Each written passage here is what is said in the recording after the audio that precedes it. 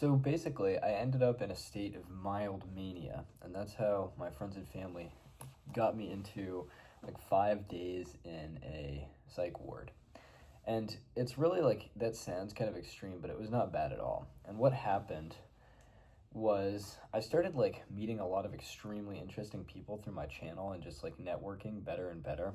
And I was learning so much from talking to a couple of these people, mostly this one mentor guy who's very cool. He's kind of a Buddhist figure at this one company. And I was just asking him all these questions. So my worldview was like my mind was getting blown like every day. And then I talked to my dad about politics for a long time, and I made a video about ego death a while ago, but like my ego truly died. Like I realized like there are people that are way, way smarter than me out there, including my dad, which is like, I forgot that he has like a PhD and has like read a ton of books, which I don't know. We just kind of like to think, I think as kids, that we're going to be the next hot thing that changes everything. And maybe we can be a little bit, but there are so many generations of really smart people that have come before us. And so I was like getting all this political theory from all these different people, and like I was just like getting my mind blown so much. And on top of that, like I was sleeping less just because I was so excited about so many things going on all at once. There was no heavy drug usage. I actually kind of stopped taking Adderall because I realized in this period that it's kind of a scam. I'll make a whole video on drugs at some point, but that's its own topic. And yeah, I was talking to all these people, and one big thing that blew my mind is when my ego is kind of dying and I was realizing everyone else around me is like actually equally, if not smarter, there are a lot of fields that I didn't have respect for that I suddenly gained respect for. And one of them is like leadership, like being a CEO and like getting people to do things for you. That sounds manipulative. It's largely like getting people to agree with things that are beneficial for them.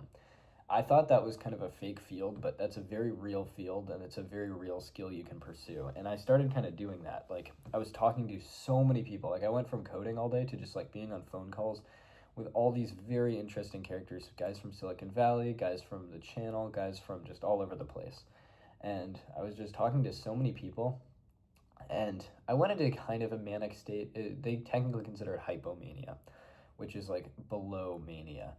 And so eventually I was talking to so many people. I was so excited about so many things that like a lot of my friends were like concerned I was being too impulsive. Like one thing I did was went and I just gave all the cash I had to homeless people just because I was thinking about the social order. And now I realize it's probably better to give it to a homeless shelter so that these people don't go buy heroin. We have a big problem in Burlington. And I was doing stuff like that. But the thing is, like, I was so level-headed still. I felt so logical, and like, I mean, maybe I was making decisions more impulsively than usual. Actually, I know I was, but I don't consider it very serious. Like when I was brought into a psych ward, it was because they thought it was like the beginnings of like bipolar, and I'd have like a horrible depressive crash. And I kind of knew from the outset that wouldn't be the case. I didn't know I'd be locked up in like a zero stimulation environment for 5 days.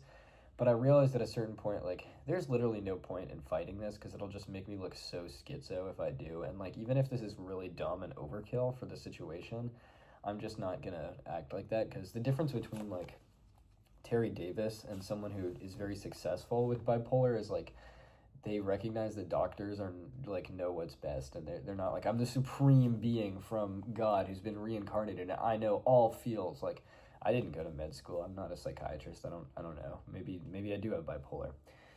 In the end, they decided I didn't have bipolar, which I also I strongly suspected from the outset. I was like, well, my circumstances are just extremely strange. Like I'm just talking to so many people. I have like a crowd of like a small army of people calling me Lisan Al Gaib all day, And I try not to read comments that much because it doesn't really matter in the end, like what the average person is saying. But the problem is you guys are so damn smart and insightful. It's like not like an average comment section where it's like, oh, that guy's ugly. Oh, I disagree. It's like, I don't know, people dropping like entire references to entire literary works that have like better MLA citation than a lot of papers that I wrote in high school. And it's like, that is kind of hard to resist reading because it's so intellectual.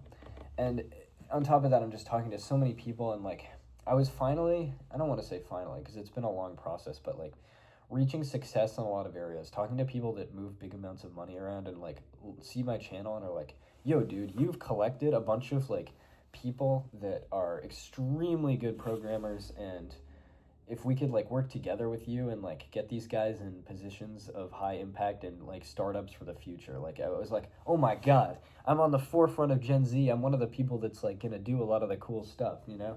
And like anyone in my situation, I think would become hypomanic. But yeah, I knew like it's hard to get out of a hypomanic state, so I'm kind of glad they put me in an insane asylum.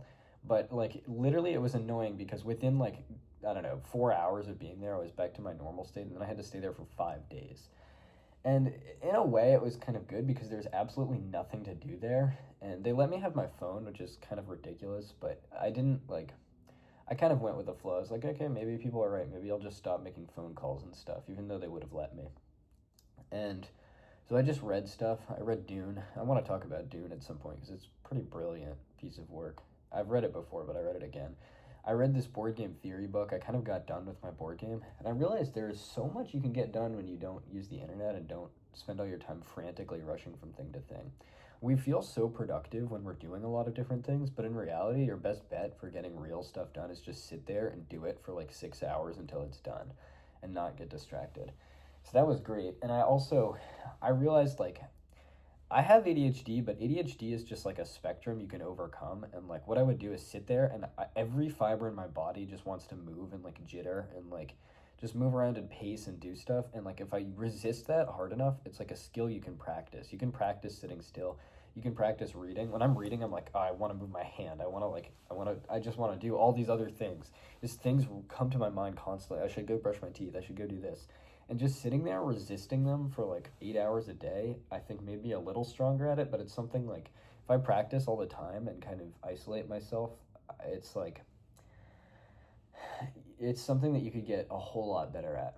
But yeah, I don't know. I'm gonna have a lot of fuel for the channel now because I just like realized so many things about the world so quickly, which maybe was a little unhealthy, but I really don't think so. The problem is like with the medical system, which is a little unfortunate. Like now I have some like medication I have to take for bipolar. I really don't think I have bipolar. I think it was like the extreme circumstances. But it's like such a machine that's like so slow moving and like handles the average case of people, which is understandable. It's like a legacy C# back end that doesn't really know how to handle my case because like I come in and I'm talking to Silicon Valley guys. I have all this Buddhist wisdom now. I'm like, you know, like it does sound kind of schizo, but like as I talked to them, they started to realize like, wait a minute, yeah, this guy is actually pretty level-headed and he's like taking everything we say seriously and he's like not, he's actually kind of fine. And what ended up happening is I have this diagnosis for this medication to prevent me from going back into a hypomanic state. But like the guy straight up was like, yeah, I'm going to be honest, you should probably not be on this long term, but it's going to take like 6 months to come off of this medication because of bureaucracy. And it's like, seriously? Like this is just so much more minutiae than was necessary for me to just like, you could have just given me one Xanax and sent me home, you know? Like, I don't know. It's ridiculous, but I'm somewhat happy it happened because now I can say I've been in a psych ward. I'm very like I feel like I'm a mentally stable person. I don't know. This is just yet another skill to overcome. Like people think I'm kind of like weird and crazy when I'm like I don't really have negative emotion. It's not because I suppress it. It's just like it's easy to break down logically like why I'm feeling a certain way and then just realize it's kind of pointless to feel a negative emotion. So an example is like if you had a bunch of people like calling you ugly all the time, which I sometimes do, and because that's just the nature of being like a celebrity, minor celebrity in the Vim space, it's easy to, like if you were like a teenage girl, you could be like, oh no, my whole life is over. But just break down the scenario real quick. Like someone calls you ugly, it's because they're insecure about their appearance. And also objectively, like a lot of people say I look like Timothée Chalamet. I know I'm like not the most attractive guy ever, but like I can just see I'm not a bad looking guy, you know, I have eyes. And also like people don't tend to insult people that are really ugly because that's like punching like a dead donkey, you know, they're already down. So you don't want to do that. And so I can just see like these are literally pointless insults for me to get upset about. And even things that are like straight up true, like people insulting my teeth, like I know I have really fucked up teeth. Like I was in a snowball fight once, my friend tackled me and like knocked my front teeth around. I really don't care. Like that's like something beyond my control. I would be offended if I tried really hard at some like Vim plugin that I put my heart and soul into and then someone just ripped it apart. But even then, I wouldn't be offended because it's like they're literally helping me improve. Like, why would you be offended at that? So stuff like that, where people are like, "Oh, you can't suppress all your emotions. It's a robot. You have emotions." It's true, I have emotions, but it's like my threshold for what will make me emotional is very different from other people's. Like, yeah, I would get sad if my mom died. I would get sad watching like a really well-made documentary designed to make you sad or something, but like I'm not gonna get sad at anyone insulting me. Like, day-to-day things just do not affect me like that because I just see there's no point in feeling sad like that. And it's a similar thing to this, like, to having a medication that like prevents you from being manic. I just know now I have to live more in the present, because if you live more on the possibility of like, oh my god, I'm on the verge of all these great things happening, you can kind of wind yourself up and like be acting like there's a great revelation that's happening to you, and you're like a little bit like prophetic and kind of like crazy sounding to other people, even if like a lot of what you're saying is kind of based in stuff that's actually happening. Now, I don't know about that. Like, there's a lot of potential here with the channel and all these guys and maybe two girls that are like around this little community. That it's a small community, but it's like a very skill-wise deep community, which is awesome. Like, it took me a while to go from the mindset of I want a lot of viewers to I want like just viewers who are very smart and think a lot at least. But it's like so much more powerful and so much more condensed. And I do want to do great things with it. Like someone was saying, um, it's this problematic attitude that like absolute power corrupts, and that's like kind of a Christian thing that's like maybe not, it's like a remnant. And if you legitimately want to do good stuff for the world, you shouldn't let that hold you back. And that is what I want to do. Like, if I have the chance, and like I'm standing on a lot of work through this channel and a lot of smart people around me, like it would be great to work together and actually do something to affect the world. And I would like decide on what that thing is with a lot of people. But it would be really awesome to have the chance to, I don't know, be one of the people shaping some bigger things, because I feel like there are some problems. I can't think of any off the top of my head, but that I would love to contribute to something bigger than I am before I die. And like Vim and workflow engineering is awesome, but there's other stuff out there, and I have a lot of smart people around me that can help me do it. And like, why not shoot ambitious? I have a lot of the stuff before me, and I don't know. I'd hope to do it in a good way that it affects people mostly for the good and not my own gain. But yeah, that's about it. So I see why people thought I was kind of insane. I also learned a very important lesson here is you shouldn't just like dump your inner monologue to people, because as like sane as it seems to you, a lot of other people don't have the same chain of realizations you have. And like when you talk about things with such like reverence, like social engineering, people are like, this guy is really weird. Even if to you it's like, wow, you can use other people to like multiply your work. That was one big thing I realized. Hey, I might not be good at these XYZ skills, but I know other people that are, and I can just talk to them, and then they can start doing the work for me, and we can reap the benefits together. And it's like, oh my god, I'm so much more productive now. And that was just like a massive breakthrough for me. So I was talking to all these people all the time. But yeah, I don't know. What I learned is you do have to slow down. You can't go too fast or you'll burn yourself out. I honestly think I could have stayed in that hypomanic state for like weeks and weeks and weeks before I hit some kind of burnout. And I think I would have realized on my own eventually, like, man, I feel depressed. Okay, I have to regulate how fast I'm doing this stuff. I think that would have happened. I legitimately don't think I'm bipolar. I don't think I would have slipped into that area. But just to be safe, trust these doctors. I'll get off this medication eventually. I met a very nice guy who I was able to pull some strings for and get like a very high quality therapist very quickly, which my parents are kind of surprised by.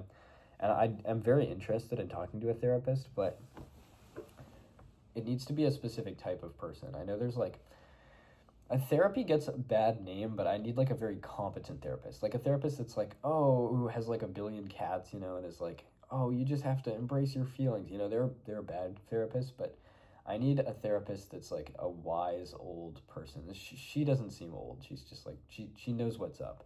Because this friend I have is like quite similar to me in being like extremely motivated, extremely like pattern recognizing, I guess autistic, you could say. And it's like, I need someone like that who's like because I'm a very unusual case. My psychology is very strange, I think, compared to the average.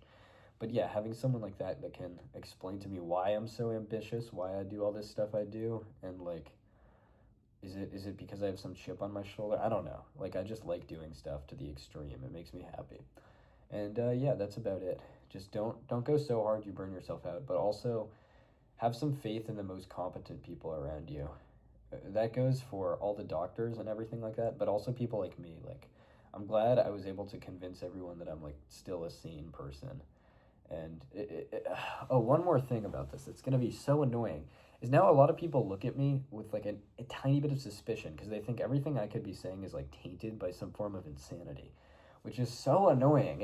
It's literally all that does is make me less credible, and like this is just who I am. I'm like kind of a maniacal person. Like I just get obsessively into stuff. That doesn't make me any less like able to think clearly. That's the problem. Like there's no hallucinogenic stuff. I'm not like, I don't think. But I guess how would you ever know? I don't know. It's just annoying. Like I'm the same guy as ever. I just don't want people to look at me with like this little edge of doubt about everything. Actually, this kind of runs in my family, not bipolar so much. Well, actually, I think bipolar might run in my family, but like just a maniacal obsession with certain things runs down my male family side. Like one of my ancestors was the first chem professor at Stanford and might have worked on the Manhattan Project. One of them like lived in a boxcar and was like a trinkets guy and made all these like engines and useless little mechanical demonstrations and stuff. And my dad is like hyper obsessed with like manual music synthesization and ancient Greek. So we're like weird guys that weirdly obsess about stuff and sometimes get too obsessed about it. And that's just like what runs in my family, but I don't necessarily think it's bipolar. I think it's just like we just like stuff. We just fuck with inanimate shit a lot. That sounds weird. We have hobbies that we're very passionate about, and we just like follow them to the ends of the earth, which is not always the best thing for us. But I also think if you just understand that you do that and you can like see it coming, it's easy to get off that train before it goes too far. So yeah, that's my 2 cents about the whole affair. It was quite actually nice to be in a psych ward with low stimulation. Kind of recommend it for everyone. Changed my view on a lot of things to just think for a while and not have any inputs. And yeah, just work together with the people around you. Don't fight them. Don't manipulate them.